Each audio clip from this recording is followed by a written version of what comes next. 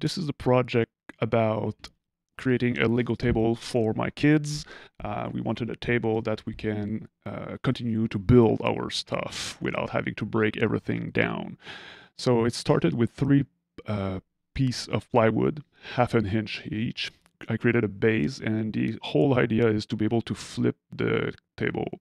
So I created another level, which is gonna hold the top of the table. And there's two little plywood at the bottom, which is gonna be where the actuators are to lift the table.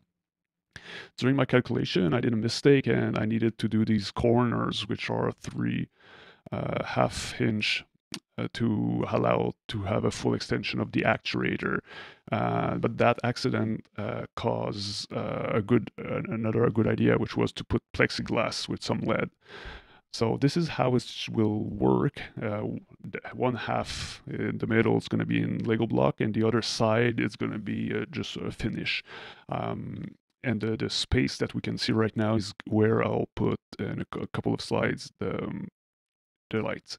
Here are the mechanism that I thought I would use to flip the table. Here's is to display how I was cutting all the woods. And this is the plexiglass that I glaze with some paint. So these plexiglass are now installed. They were uh, pushed with the can of glazing on the outside, and here with super glue it was put in position, and now they're pretty still there. So the mechanism that I had in mind was to use those hidden hinge. The problem that I had is that it's not strong enough for the weight of the plywood as well as the Lego that you had on top. So you will see the evolution of the mechanism. I created these holes that's going to hold where the actuator is pushing up. And the issue that we have is really the mechanism is going by the inside. So it's like a diagonal throughout the plywood. So what I did is cutting more sheet of plywood on the side, so it was stronger. However, it was still causing some issues. Nonetheless, the lights were flashing and lightning with all the color possible, so the electric part was almost done at that point. I tried to clean up all my cables. This is just before I added the mechanism to turn on and off. There's a transformer for the LED and a transformer in parallel for the two actuator. Here it's a modification to try to keep the head of the actuator straight when there's some tension of it. It won't work actually. This is the switch. It's a 012 switch, so the one position in the middle is showing that it's stop on the left side. It's gonna go up on the other side down.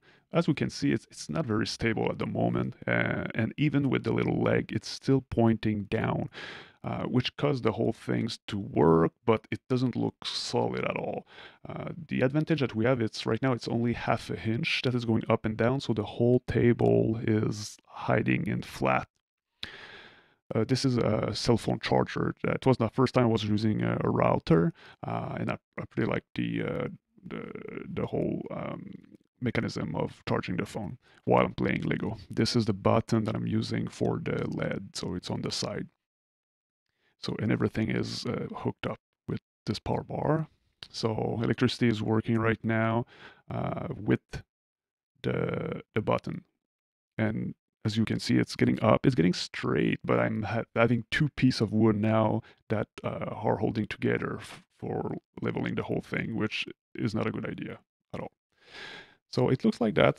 So far, we're gonna have to make some changes, mostly in the middle. Now I have a rod of zinc, I think, in the middle, which is pretty more strong.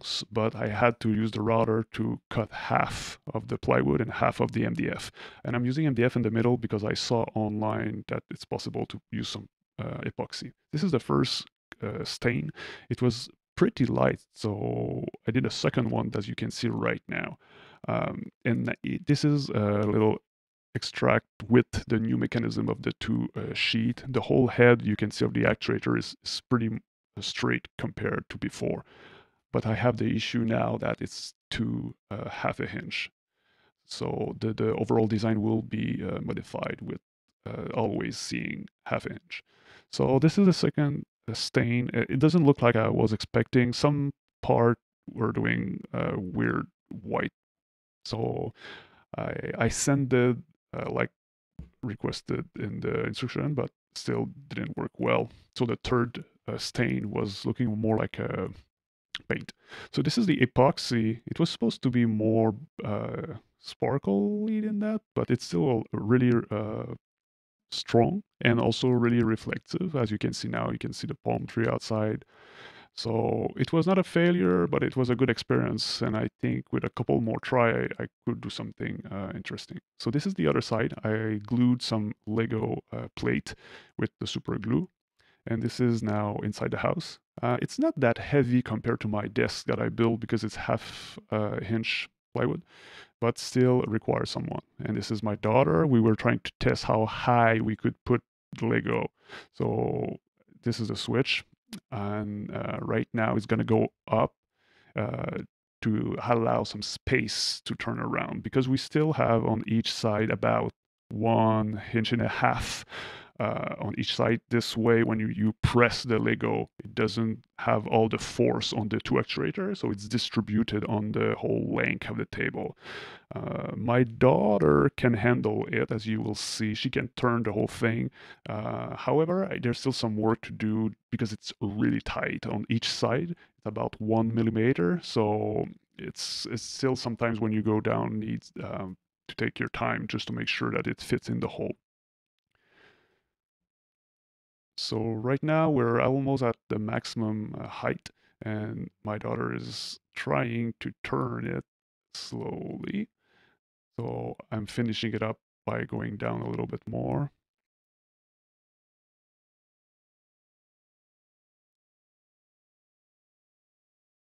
So the actuator are pretty slow. They go 16 inches up and down, and it takes about 1 second per hinge, so about 16 seconds to be at the full height.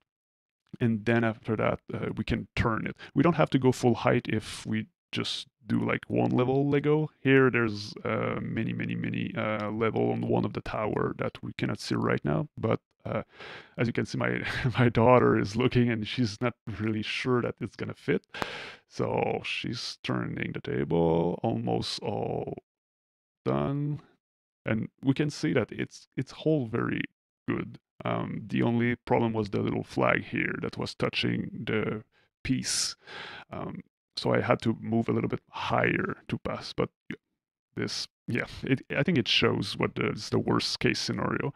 Uh, and now I'm getting a little bit higher, and it passed. So we're gonna go down from now up to the point that we cannot go down anymore. And this is the end. So this is a tricky part here because it's really tight. I might need to sand back and just to make sure it's because you can see in the middle the motor are still pushing, but it's not exactly at the right place. So I'm gonna need to just push with my hands. Nonetheless, it's working pretty well. Right now it's at its position, and the table is in the adult mode where like no Lego is visible, and when we want to play again, we just spin the table, and then we're all set to continue to play.